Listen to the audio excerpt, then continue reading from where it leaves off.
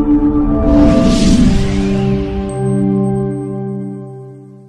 not possible anymore to think about climate action on one end and development on the other exclusively.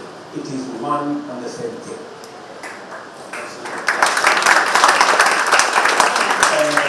But number two, it is not going to be done by one versus the other. It will be done collectively together. And the focus must be on leveraging every asset that we have, public and private, to see to it that we take this into the future. We need to think about how do we leverage on the private sector? How does the private sector come on board? How do countries like Kenya, developing countries like Malawi and others, how can they go into the financial market and work with the private sector to get resources to drive SDGs, to drive development, but also drive climate action? The impediment there is we have eschewed, maybe rigged, credit rating agency mechanism, debt analysis mechanism, risk analysis mechanism, sovereign debt framework.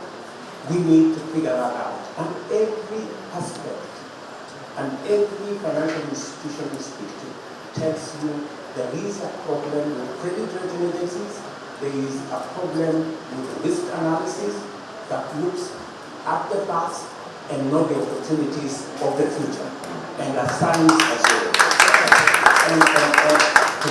and assigns risk to developing countries. We end up paying 5 times more. Private sector therefore runs away because they have been told this place is risky. And the same credit rating agencies, my friend, put us in the financial crisis in 2007 when they assigned very low risk to very high risk instruments. They are doing the same again, and that is why we need to face them and tell them it has to stop. And for Kenya, our strategy is to escalate our investments in the blue economy so that we can tap into what today we are getting at around maybe 20 billion worth of resources from the blue economy. We want to escalate that to 120 billion Kenyan shillings. It's doable. What we have done already, we are working with communities, fish landing sites, which we are doing across Kenya, both at the coast and in Lake Victoria. We are working on cold chains to facilitate the exploitation, the sustainable exploitation of these resources. We are providing training.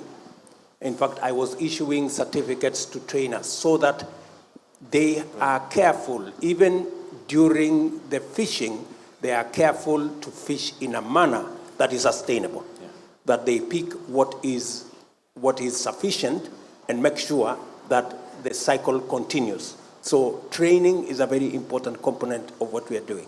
And that whole ecosystem is built into the mechanism that we now have, the regional mechanism, where we have to sit down with countries sharing the Indian Ocean, and there is a mechanism of ensuring that exploitation of the resources there is structured so that it's done sustainably. To confirm to you that there are huge opportunities, but it must be done sustainably. We need to stop the huge corporates that get into our oceans, destroy life in our oceans in pursuit of commercial gain without thinking about what happens tomorrow. So that is what we are doing in that space. And I want to tell you that Kenya is seized. We are co-chairing the space in our region. We just finished a meeting in Mauritius. And we are focused on making sure that we play our role. And that is why I set up a whole state department responsible for blue economy. And the lady, the great lady who is running that department is right here. Hey. You know, right here. So, and it shows you, for the first time, we have a State Department in Kenya responsible for blue economy. And that's how high priority it is for the government of Kenya. The financial system that we have today, the World Banks, the YMFs, and all of them, they were configured in 1945, 75 years ago, to sort out a different problem from the problem we have today.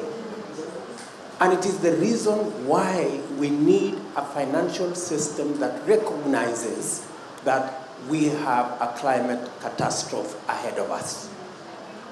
And it is necessary for us to mobilize resources, both private and public, to sort out this problem. And you see, the real silver lining in this is that we have chosen, as people from the African continent, instead of going the fossil fuel route, which is a route to development, we have chosen that we want to go green.